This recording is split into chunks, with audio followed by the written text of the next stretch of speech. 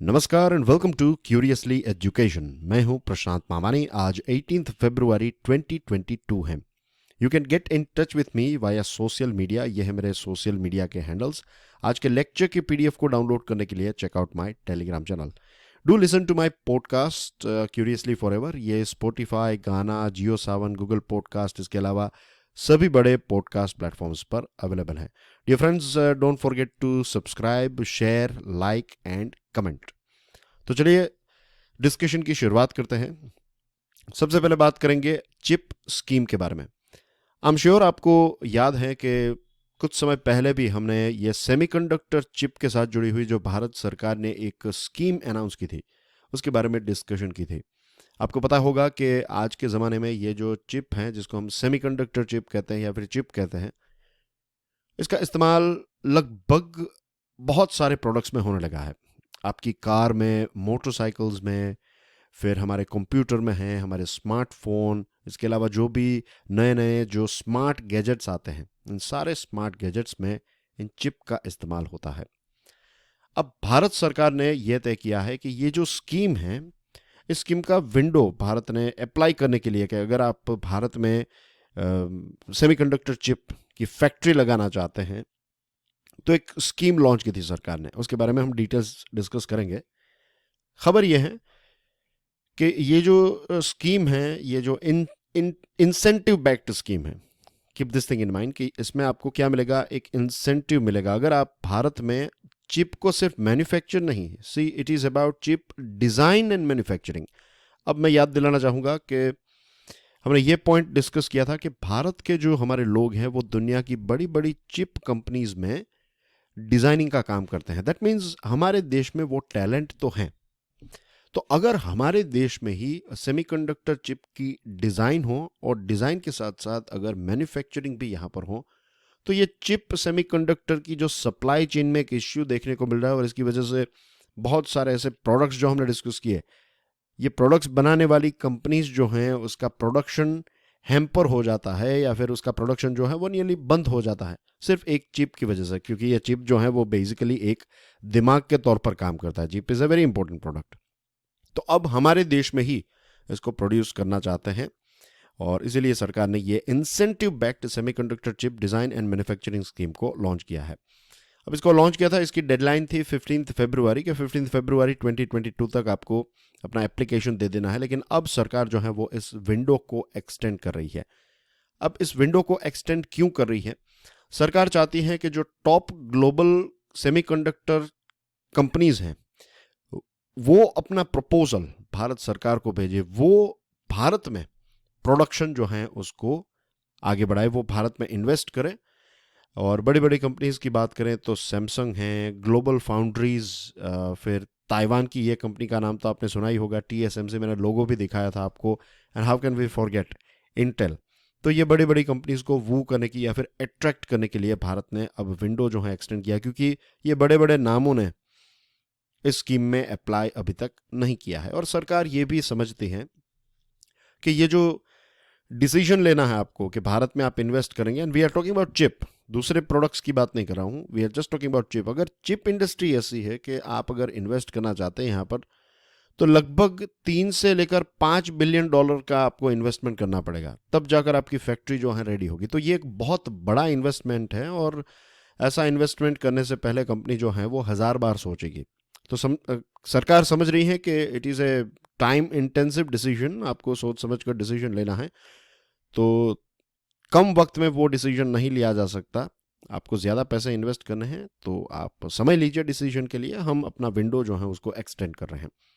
ये जो स्कीम है इसमें सरकार ने $10 बिलियन का इंसेंटिव पैकेज अनाउंस किया है, $10 बिलियन का। और स्कीम को लॉन्च किया था लास्ट दिसंबर यानी कि 2021 में। और प्रपोजल जो है उसकी शुरुआत 1 फरवरी से फर्स्ट जनवरी से हो चुकी थी और अभी तक सरकार को सिर्फ हैंडफुल ही प्रपोजल्स मिले हैं। और बिग प्लेयर्स जो अभी हमने नाम लिए, ऐसे बिग प्लेयर्स ने प्रपोजल नहीं भेजे थे। मैंने आपको बताया ना कि 15 फरवरी 2022 जो है ये एप्लीकेशन की लास्ट डेट थी। अब इस विंडो को एक्सटेंड किया जा रहा है। जैसे मैंने आपको बताया कि एक सेमीकंडक्टर चिप प्लांट के लिए आपको 3 से 5 बिलियन डॉलर का इन्वेस्टमेंट करना पड़ता है, और ये जो स्कीम है इसमें सरकार जो है वो आपको 50% जितना प्रोजेक्ट का जो कॉस्ट है वो सरकार उठाएगी। तो यू कैन से 50% जितना डिस्काउंट मिल रहा है अगर आप यहाँ पर इतनी बड़ी फैक्ट्री जो है वो लगाते हैं तो। और पैसे जो है वो आने वाले 6 सालों तक सपोर्ट जो है वो मिलता रहेगा। ये पेरी पासू बेसिस पर मिलेगा। What is pari passu basis? Pari passu का मतलब ये होता है, ये एक इंपॉर्टेंट टर्मिनोलॉजी है, इसको समझ लीजिएगा। इसका मतलब होता है कि इक्वल राइट्स। एक प्रकार से आप समझ लीजिए सरकार जो है वो सभी एलिजिबल कंपनीज को एक समान सपोर्ट प्रोवाइड करेगी। इंटेल ने एक स्टेटमेंट दिया है। इंटेल ने ये कहा है कि यूएसए की कंपनी है और यूएसए में तो इनका जो डिज़ाइन का सेंटर है ही, और यूएसए के बाहर इंडिया में इंटेल का सबसे बड़ा डिज़ाइन का सेंटर है। और इंटेल ने भी ये कहा है कि आने वाले समय में वो भारत में प्रोडक्शन जो है वो बढ़ाने के बारे में सोच रहे हैं, लेकिन अभी डिस्कशन जो है वो चल रही है। अभी कोई सॉलिड ऐसा इंडिकेशन जो है वहाँ से नहीं आया है। ये कंपनी का नाम याद रखिएगा। जिसने प्रपोजल भेजा उसकी बात कर लेते हैं।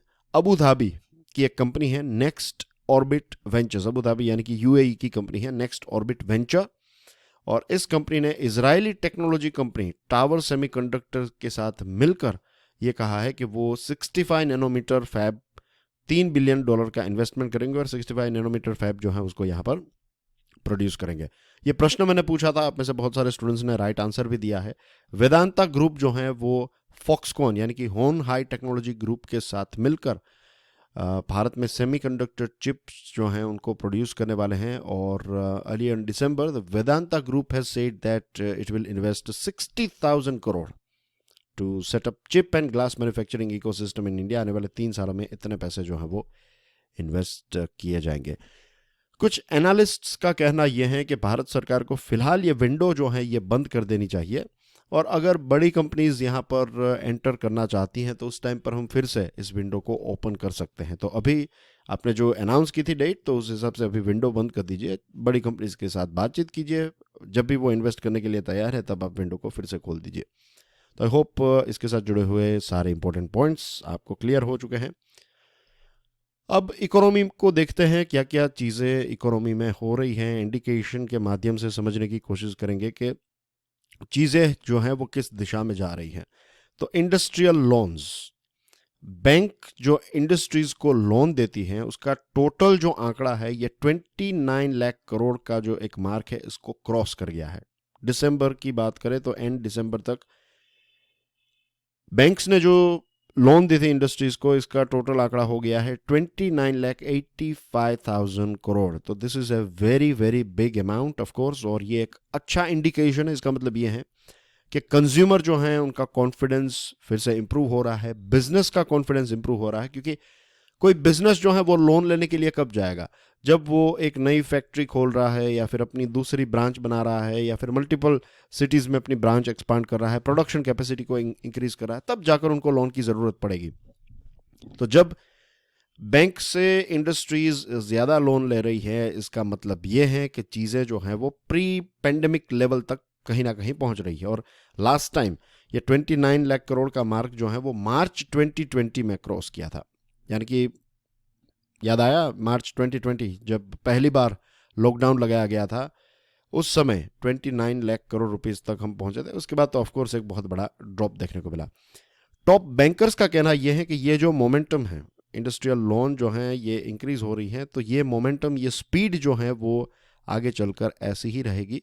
और इसके पीछे one of the main reason जो है वो ये है कि जैसे हमने देखा कि कंज्यूमर और बिजनेस का कॉन्फिडेंस तो इम्प्रूव हुआ ही है। बजट के टाइम पर हमने डिस्कस किया था कि सरकार जो है वो इंफ्रास्ट्रक्चर के ऊपर ज़्यादा पैसे खर्च करने वाली है। उसको क्या कहते हैं? कैपेक्स।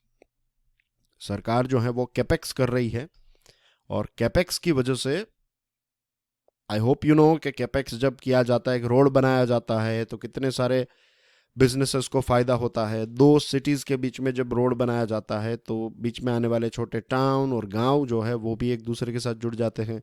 बहुत सारे लोग पेट्रोल पंप्स खोलेंगे, बहुत सारे लोग खाने पीने की चीज़ें खोलेंगे, पंचर वाले से लेकर सभी को बिजनेस की अपॉर्चुनिटी मिलेगी, राइट। एक थोड़ा टाइम लगता है, स्टार्टिंग में कंस्ट्रक्शन कंपनीज और ट्रांसपोर्ट कंपनीज और उनको काम मिलता है, लेकिन धीरे धीरे फिर दूसरे सेक्टर्स को भी काम मिलने लगता है। ये जो बड़ा आंकड़ा 29 लाख करोड़ का जो आंकड़ा क्रॉस किया है, तो इसमें एक बहुत बड़ा चंक जो है वो एमएसएमई को लोन के तौर पर दिया गया है। अब एमएसएमई का एक इम्पोर्टेंट फैक्ट कुछ दिनों पहले हमने डिस्कस किया था, आपको याद आ रहा होगा कि एमएसएमई का कंट्रीब्यूशन जीडीपी में कितना है, कितने लोग जो हैं मैन्युफैक्चरिंग सेक्टर में जो काम करने वाले लोग हैं, तो सबसे ज़्यादा लोग जो हैं वो एमएसएमई में काम करते हैं। हमारे देश में सबसे ज़्यादा मैन्युफैक्चरिंग भी छोटी छोटी एमएसएमईज के द्वारा किया जाता है। तो एमएसएमईज को लोन मिल रही है, दैट मीन्स ज़्यादा जॉब्स जो हैं वो जनरेट होगी। इकोनॉमिक इंडिकेटर्स को देखें तो सारे इंडिकेटर्स जो हैं वो इम्प्रूवमेंट दिखा रहे हैं। कंज्यूमर स्पेंडिंग इंक्रीज हुआ है, कंपनीज जो हैं वो भी अपनी इन्वेंटोरीज या कि अपना स्टॉक जो है उसका प्रोडक्शन या फिर अपना स्टॉक ज़्यादा करने के लिए तैयार हैं, और ये सब चीज़ें जब होती हैं तब उनको लोन्स की ज़रूरत होती है और फिर लोन्स जो हैं वो उसका आंकड़ा बड़ा होता है। गति शक्ति, अगेन बजट के साथ जुड़ा हुआ एक topic. 7 engines, roads, railways, airports, ports, mass transport, waterways, logistics infrastructure, ये सारी चीज़ों को बूस्ट मिलने लगा है। और जो ऐसे सेक्टर जिसने काफ़ी अच्छा क्रेडिट ग्रोथ दिखाया है तो ये हैं infrastructure, textile, chemical and chemical products, जिसमें फर्टिलाइज़र और फूड प्रोसेसिंग भी शामिल हैं। बजट 2022 में सरकार ने पीएलआई भी अनाउंस किया मैन्युफैक्चरिंग सेक्टर के लिए, और प्रोडक्शन लिंक्ड इंसेंटिव स्कीम, यानी कि एक लिमिट से ज़्यादा जब आप प्रोडक्शन करेंगे तो सरकार जो है वो आपको इंसेंटिव प्रोवाइड करेगी, आपको थोड़े पैसे प्रोवाइड करेगी सरकार, कि अगर आपने let's say 1 lakh mobile phones किए तो आपको एक मोबाइल फ़ोन पर सरकार 5 रुपये देगी। Just giving you of example. तो इससे क्या होगा, आपका उतना प्रॉफिट बढ़ेगा, तो आप जितना ज़्यादा प्रोडक्शन करेंगे, जितना ज़्यादा सेल्स करेंगे तो उतना आपको फ़ायदा होगा। Isn't it simple is that. तो ये चीज़ें हैं, और इसके साथ हमारे एक्सपोर्ट्स भी काफ़ी हेल्थी रहे हैं। हमने कल ही हम बात कर रहे थे ना एक्सपोर्ट्स के बारे में, और एक्सपोर्ट्स के साथ साथ जो एक्विजिशन है, कुछ कंपनीज जो हैं नई कंपनीज को खरीद रही, ये सारी चीज़ें जो हैं इसकी वजह से एक बूस्ट हमें देखने को मिलेगा इकोनॉमी में। I hope this thing is also clear to you. अब बात करते हैं ग्रीन हाइड्रोजन के बारे में। बहुत ही इम्पोर्टेंट एक टॉपिक है। सरकार ने कल यानी कि थर्सडे को एक 5 million ton green hydrogen produce करने का एक बड़ा प्लान जो है वो अनाउंस किया है। We are going to produce 5 million tons of green hydrogen by 2030। 2030 तक हमारा देश जो है वो 5 million ton green hydrogen produce करेगा। India unveiled a policy that will enable manufacturers to source renewable energy to produce hydrogen or ammonia without paying transmission charges for 25 years. Pay attention here.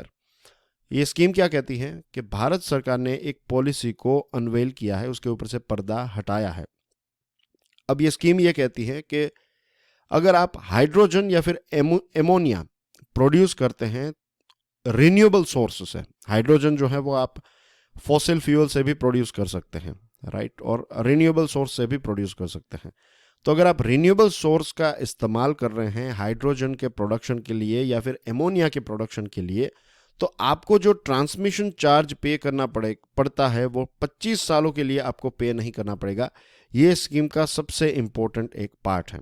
तो यहाँ पर जो companies जैसे कि रिलायंस हैं, L&T, JSW steel, Jindal steel, NTPC, BPCL, Indian oil corporation, तो ये जो भी बड़ी बड़ी कंपनीज हैं वो अगर ग्रीन हाइड्रोजन के यूनिट को सेटअप करेगी तो उनको जो रिन्यूएबल सोर्स ऑफ एनर्जी का जो इस्तेमाल करना है अपने प्लांट को चलाने के लिए, तो उसमें जो ट्रांसमिशन चार्ज लगेगा वो चार्ज उनको नहीं पे करना पड़ेगा। Renewable energy industry is expected to get a lift from the policy.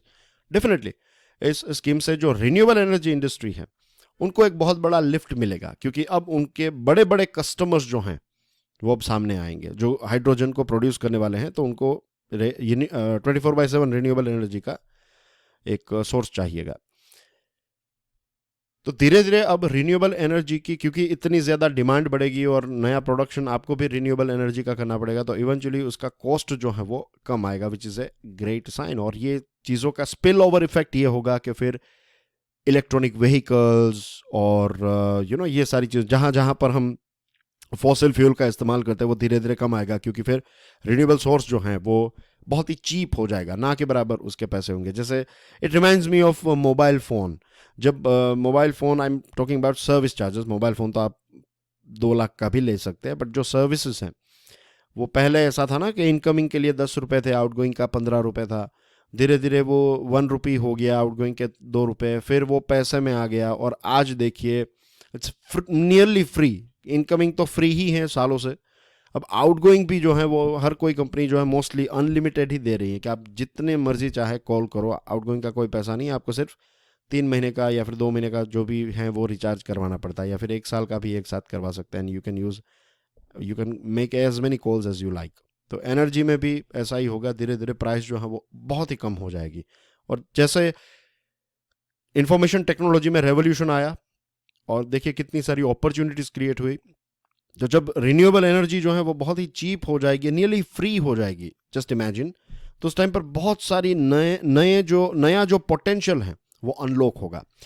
Industry insiders say despite the incentives, green hydrogen would cost substantially more. Green hydrogen जो है उसकी प्राइस जो है वो ज़्यादा ही रहेगी. नेचुरल गैस से अगर आप पैदा करते हैं तो उसकी प्राइस जो है वो कम रहती है, लेकिन रिन्यूएबल सोर्स से पैदा कर रहे हैं तो ग्रीन हाइड्रोजन की जो है प्राइस ज़्यादा ही रहेगी. लेकिन धीरे धीरे ये प्राइस जो है वो फ्यूचर में ड्रॉप भी होगी. एक बार मुकेश अंबानी साहब ने ये अनाउंसमेंट किया था, लास्ट ईयर किया था 2021 में, कि उनका सपना यह है कि वो इस दशक में 2030 के अंत तक ग्रीन हाइड्रोजन जो है उसकी कीमत $1 पर किलोग्राम में वो बेचेंगे. ये उनका एक टारगेट है, एंड आई बिलीव कि ये टारगेट जो है वो अचीवेबल है. ग्रीन हाइड्रोजन और एमोनिया जो है इनको फ्यूचर फ्यूल भी कहा जाता है. जिन जगहों पर हम फॉसिल फ्यूल यूज़ कर रहे हैं तो इनको सबसे अच्छी तरीके से अगर कोई चीज़ रिप्लेस कर सकती है तो इन दोनों फ्यूल्स के बारे में कहा जाता है. ग्रीन हाइड्रोजन की कॉस्ट जो है that will be somewhere around 350 to 400 पर किलो, तो लगभग आप पकड़ लीजिए $75 चल रहा है, तो it will be somewhere around let's say $6-7 के आसपास कुछ होगा अभी, लेकिन धीरे धीरे वो कम हो जाएगा. Against an average of 140 to 180 पर kilo from natural gas formation. तो अगर आप ये जो ग्रीन रिन्यूएबल सोर्स से पैदा कर रहे हैं तो it will cost you 350 to 400, और नेचुरल गैस से पैदा करें तो it will be 140 to 180, but I am sure कि ये धीरे धीरे कम हो ही जाएगा. The policy allows priority transmission, banking with distribution companies, quick open access, single window, ये सारी फैसिलिटीज़ भी ये पॉलिसी जो है वो अनाउंस कर रही है. इसके साथ इसके कुछ सेलिएंट फीचर्स हैं. इसके साथ जो ग्रीन हाइड्रोजन प्रोड्यूसर्स हैं तो उनके लिए उनको ज़मीन भी दी जाएगी पोर्ट्स पर, ताकि इसको एक जगह से दूसरी जगह पर आप सेंड कर सके, फिल अप कर सके, एक्सेट्रा. तो ये सारी चीज़ें हैं. और कुछ ऐसे एनालिस्ट हैं, उनका कहना यह है कि ये इंटर स्टेट ट्रांसमिशन चार्जेस जिनको वेव करने की बात है तो इसके ऊपर और ज़्यादा क्लैरिटी जो है वो सरकार प्रोवाइड करें. कुछ लोगों का कहना यह है कि ये पहला बड़ा कदम है कि हम नए फ्यूल के फ्यूचर में अब एंटर हो रहे हैं. तो लेट्स होप कि ये स्कीम जो है वो सक्सेसफुल हो जाए. Moving on to the next item, UNCTAD. इसका मतलब क्या है? इसका मतलब है United Nations conference on trade and development agency. ये जिनेवा बेस्ड एजेंसी है, यानी कि इसका HQ कहाँ पर है? जिनेवा. वो कहाँ पर आया? स्विट्जरलैंड में. इसका एक रिपोर्ट है, ग्लोबल ट्रेड अपडेट. ध्यान रखिए, अगर आपको ऐसा प्रश्न पूछा जाता है कि ग्लोबल ट्रेड अपडेट जो है ये कौन निकालता है, तो इसका आंसर आएगा UNCTAD. Remember this thing. India का जो ट्रेड डेफिसिट है, जो भारत ने सामान बेचा और सामान खरीदा, तो ट्रेड डेफिसिट कम हुआ है बाय 0.6% इन 2022. पहले ये कितना था? प्री पेंडेमिक टाइम पर ये 0.7% था, तो ये थोड़ा कम हुआ है, तो this is a good sign. China की बात करें तो चाइना का जो शेयर है इसमें ये इंक्रीज हुआ है. पहले ये 3.5% था और अब ये 4.5% हुआ है. और ग्लोबल ट्रेड जो है वो चाइना का इंक्रीज हुआ है आफ्टर पोस्ट पेंडेमिक या फिर करंट एरा में. प्री पैंडेमिक टाइम पर चाइना का जो शेयर था ग्लोबल ट्रेड में वो 3.5% जितना था, अभी 4.5 है, तो this is a healthy sign for China. और ओवरऑल अगर हम देखें तो गुड्स और सर्विसेज दोनों को अगर मिला लें तो इसमें 13% जितना राइज जो है वो 2021 में देखने को मिला है, रिकॉर्ड हाई 28.5 ट्रिलियन। और इसके पीछे मेन रीजंस जो है वो रिकवरी हैं, फिर इकोनॉमिक स्टिमुलस पैकेजेस जो अलग अलग सरकार ने अनाउंस किए, इसी के साथ जो कमोडिटी की प्राइस हैं वो भी काफ़ी इंक्रीज़ हुई, खास करके ऑयल की वजह से प्राइस इंक्रीज़ हुई। और ओवरऑल वर्ल्ड ट्रेड जो है 2022 में वो अच्छा रहेगा, एक पॉजिटिव रहेगा, लेकिन कुछ चैलेंजेस भी हमें देखने को मिल सकते हैं, जैसे कि ग्लोबल सप्लाई चेन में चैलेंजेस, फिर जिनके ऊपर कर्ज हैं तो वो कितना सस्टेनेबल कर्ज हैं। अलग अलग देश फ्री ट्रेड एग्रीमेंट्स कर रहे हैं, तो ये सारे फ्री ट्रेड एग्रीमेंट्स कब फ्रूटफुल होंगे, अगर हो जाते हैं तो पॉजिटिव साइन देखने को मिलेगी, वरना फिर लंबे समय तक चलता रहेगा तो फिर यही पेस रहेगी, यही स्पीड रहेगी। गवर्नमेंट क्या नीतियाँ चेंज करती है नहीं करती हैं, और जो भी फ्यूचर में ट्रेड होगा उसमें अब हाई कार्बन प्रोडक्ट्स जो हैं तो उनका धीरे धीरे ड्रॉप होगा ना, आई एम श्योर उनको रिप्लेस करने के लिए दूसरे प्रोडक्ट्स भी आएंगे। तो ये सारे कुछ चैलेंजेस जो हैं वो हमें देखने को मिल सकते हैं। डेवलपिंग कंट्रीज का एक्सपोर्ट जो है ये 30% हायर रहा है। डेवलप्ड कंट्रीज जो है उनका एक्सपोर्ट जो पहले था उससे 15% हायर रहा, डेवलपिंग कंट्रीज का 30%। और फ्यूल की प्राइस ज़्यादा होने की वजह से ओवरऑल जो वैल्यू है वो इंक्रीज हुई है। देखिए क्वांटिटी और वैल्यू में डिफरेंस है। अगर किसी चीज़ की प्राइस बढ़ जाती है तो फाइनल आंकड़ा जो है सेल का वो बड़ा दिखेगा, लेकिन एक्चुअली ज़्यादा क्वांटिटी नहीं बेची है क्योंकि प्राइस राइज हुई है। तो ये चीज़ यहाँ पर हुई है, खास करके एनर्जी सेक्टर जो है उसके साथ जुड़े हुए प्रोडक्ट्स में फ्यूल की प्राइस ज़्यादा होने की वजह से उसकी वैल्यू ज़्यादा दिख रही है।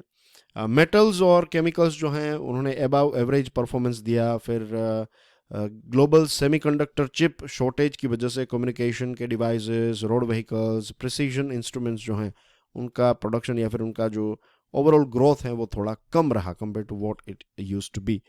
और ओवरऑल जैसे मैंने बताया UNCTAD का कहना यह है कि ये जो थर्ड क्वार्टर और फोर्थ क्वार्टर है 2021 का, इसमें गुड्स एंड सर्विसेज का ग्रोथ जो है वो पॉजिटिव रहा, और 2022 में भी यही पॉजिटिविटी देखने को मिलेगी। MCQ जो मैंने आपको पूछा था, अब तो आंसर इसका आपको पता चल गया है। The right answer is Vedanta group. और आज का MCQ है कि RBI की जो इन्फ्लेशन की, कंज्यूमर प्राइस इंडेक्स की इन्फ्लेशन की जो अपर टॉलरेंस लिमिट है वो क्या है बताइए। 4 ऑप्शंस है आपकी स्क्रीन के ऊपर।